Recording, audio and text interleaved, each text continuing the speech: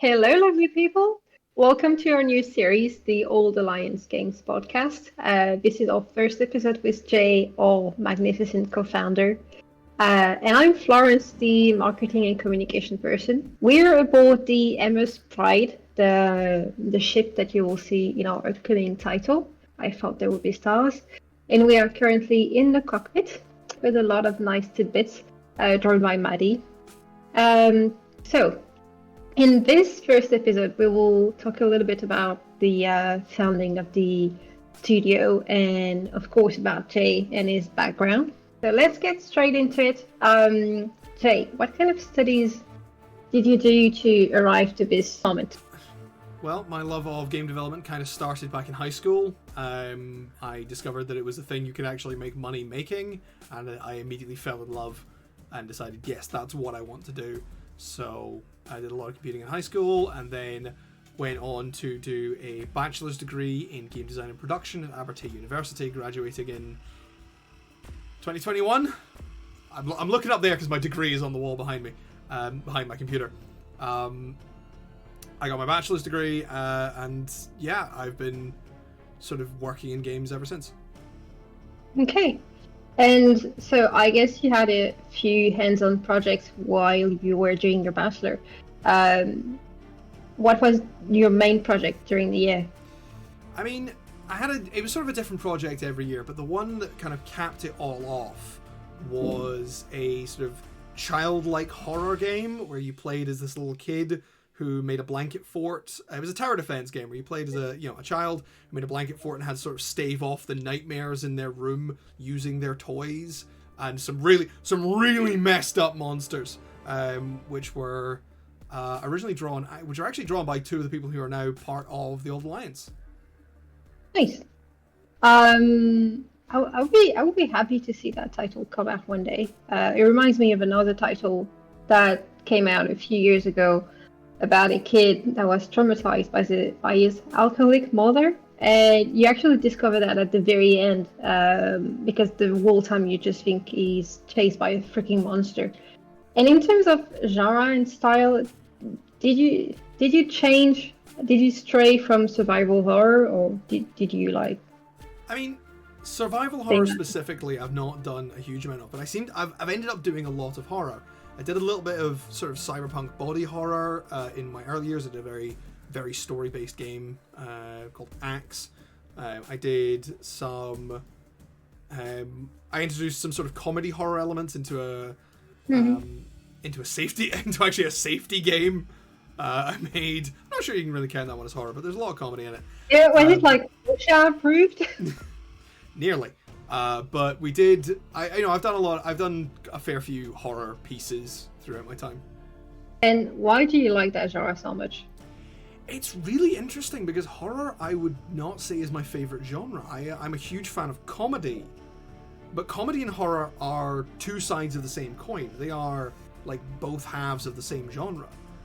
It's all about timing and delivery and setting and context, and specifically, and very relevant to our current project, the building of tension. So I find horror a fantastic challenge to write and create, but it's always interesting because I've never been the biggest horror guy. Yes, same for me. Like I love horror themes when they are analyzed by people on YouTube, but I really don't like to watch the movies. Because I can't take the time to analyze the subplots. Like, for example, in a recent movie, there was a monster that was carrying a child, and it was coming through his nightmares. And in the end, you actually discover that it was a manifestation of his mother's cancer. So it's like really deep themes, but you're too busy crapping your pants to actually see them. Yeah, that's the thing. And that's why I like that genre, even though I don't really watch it, because it reminds me a lot of La Fontaine fables, where you have to see those fables layer per layer, depending on the kind of player you are, or if you're a kid or an adult, and in terms of cultural background as well, you won't see the same things. So that's why it's so interesting. Yeah, horror is a fascinating genre to study. And it's got tremendous breadth to it and tremendous depth. And I feel there's always more areas to be explored with horror, particularly in games, because you are so in there. And so, after you did all those projects for school, what convinced you to found this current studio? Well, I got very lucky. I found myself after university in a post-pandemic world with not a reasonable degree of financial stability, some really good contacts, and an industry that I was just trying to break into. So I basically realized if I was going to make my attempt at starting a company and really making a go of it, now would be the time. Now would be the best time for me to do it. And it was a risky proposition, and I really hope it's paying off, because I've gathered a truly fantastic team, and we're all working together very well. And yes, that includes you. And we all work together really well. And I feel that even if this doesn't go well, all of us have had a fantastic experience. All of us have learned so much, and we'll all be able to say, "Hey, I gave it a shot," and I think we're making a pretty damn good going of it. Yeah, and I always wondered, of course, you're Scots, but what convinced you to stay in Scotland? I stayed in Scotland because I love Scotland. It is my home, it is my birthplace, and I ended up in, I stayed in Dundee after graduating Aberdeen University to, maintain contact and maintain the industry here, because it's really blooming. And Scotland, the Scottish government in particular, are really trying to push games as a viable industry, largely for political reasons, but I will capitalize on that if I can. Yeah, so you would say that the Scottish gaming network is really like a fertile soil for indie studios? It really is.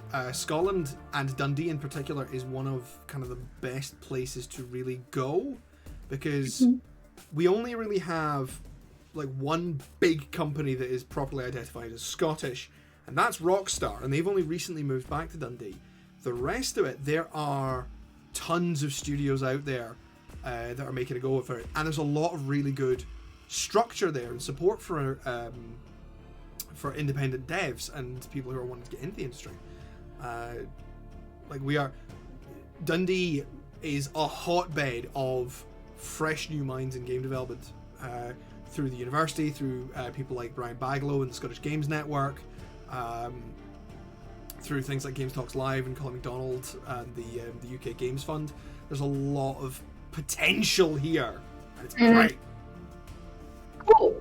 I mean, I'm glad to hear it.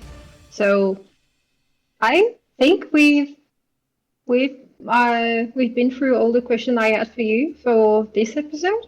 So, I think we will end it here. I've been very happy to interview you.